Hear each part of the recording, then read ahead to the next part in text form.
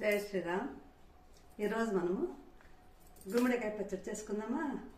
ఎంతో రుచికరమైన గుమ్మడికాయ పచ్చడి అంటే పచ్చ గుమ్మడికాయ లేదా ఎర్ర గుమ్మడికాయ అయినా పర్వాలేదు, బూడిద గుమ్మడికాయ కాదు.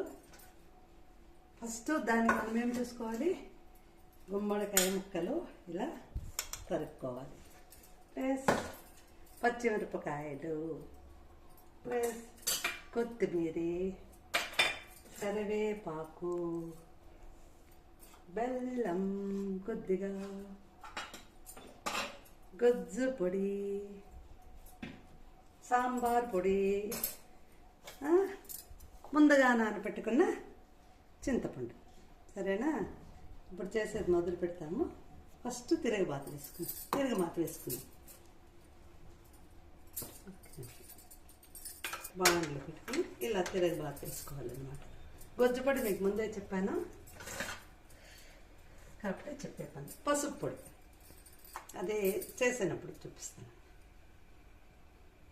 మనకు ఆయిల్ ఎంత కావాలంటే అంత వేసుకోవచ్చు, బాగుంటుంది.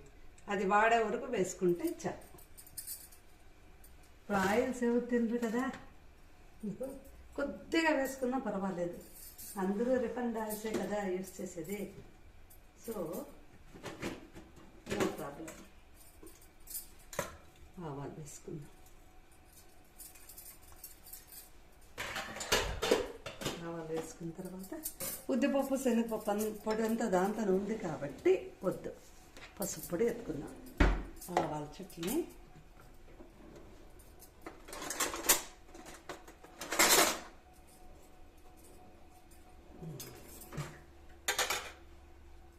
ఆవాలు చెట్ల తర్వాత మనం ఏం చేద్దాము, గుమ్మడికాయ ముక్కలు, పచ్చిమిరపకాయ ముక్కలు రెండు బాగా వేసుకోవాలన్నమాట. ఆవాలు కొద్దిగా చుట్లని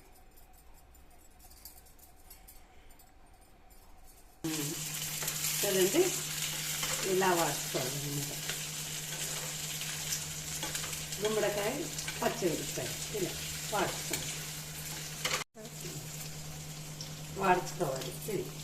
ఇలాగ ఆయిల్లో ఆవాలు వేసి ఇది వేసి వాడుకోవాలన్నమాట. తొందరగా వాడిపోతుంది ఎందుకంటే లేతగా ఉంది గుమ్మడికాయ కదా, మస్తు అయిపోతుంది. కానీ టేస్ట్ మాత్రం అదిరిపోతుంది, సూపర్గా ఉంటుంది. కొద్దిగా ఆయిల్ కొద్దిగా పడింది, కొంచెం తక్కువ తీసుకుని పడుతుంది. కొద్ది కరివేపాకు కూడా వేసేస్తాను, ఇందులో మంచి వాసన.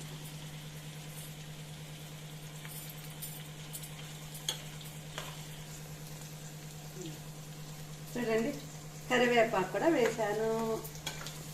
ఇది బాగా వాడాలన్నమాట.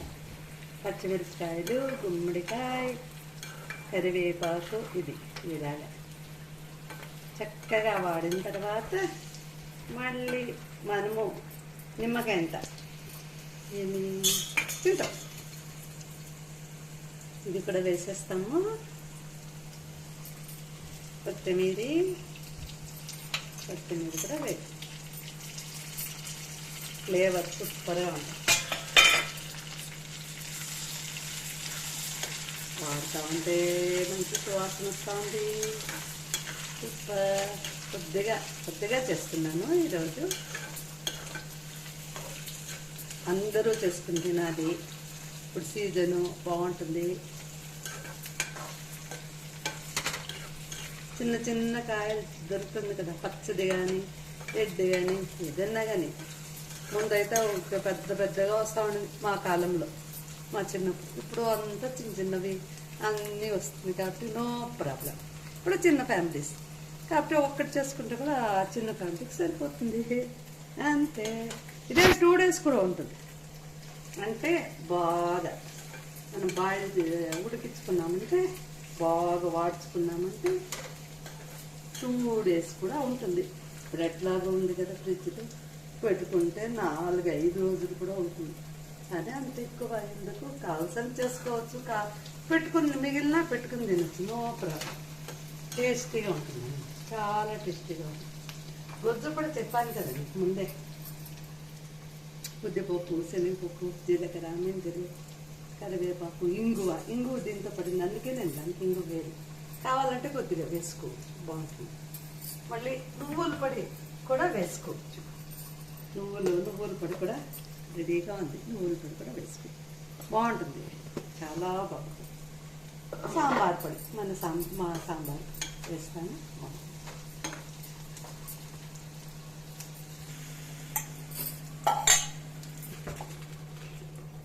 చింతపండు అయింది కదా, ఇప్పుడు ఉప్పు వేసుకుందాం.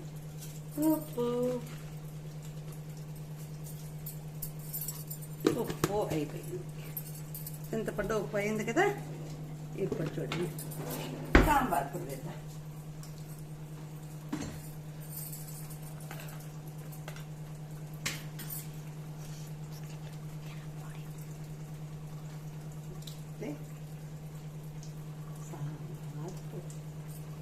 వేస్తే బాగుంటుంది అన్నమాట, టేస్ట్గా ఉంటుంది.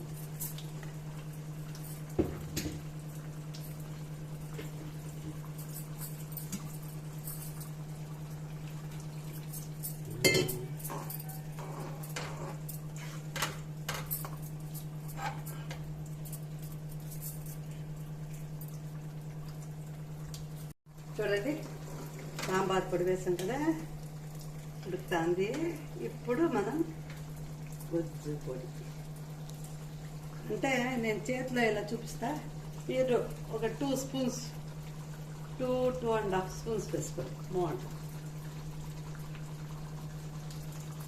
చాలా బాగుంటుంది, మంచి సువాసన.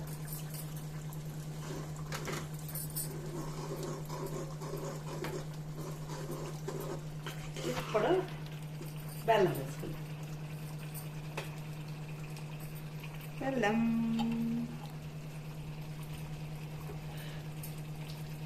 టేస్ట్ అదురుతుంది అనమాట.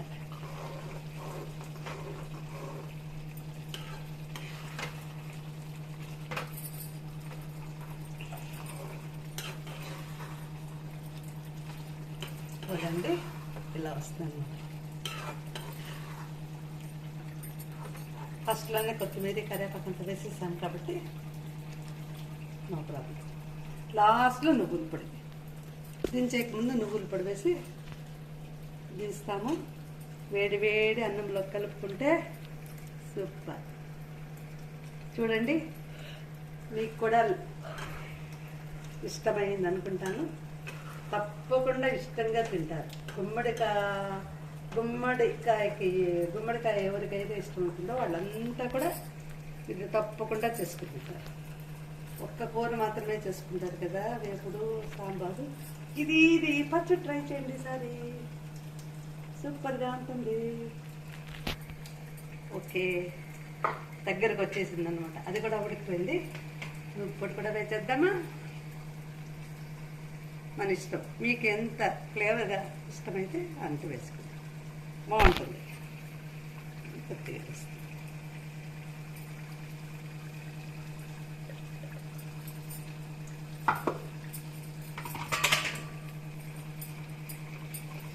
రెడీ, గుమ్మడికాయ పచ్చడి రెడీ.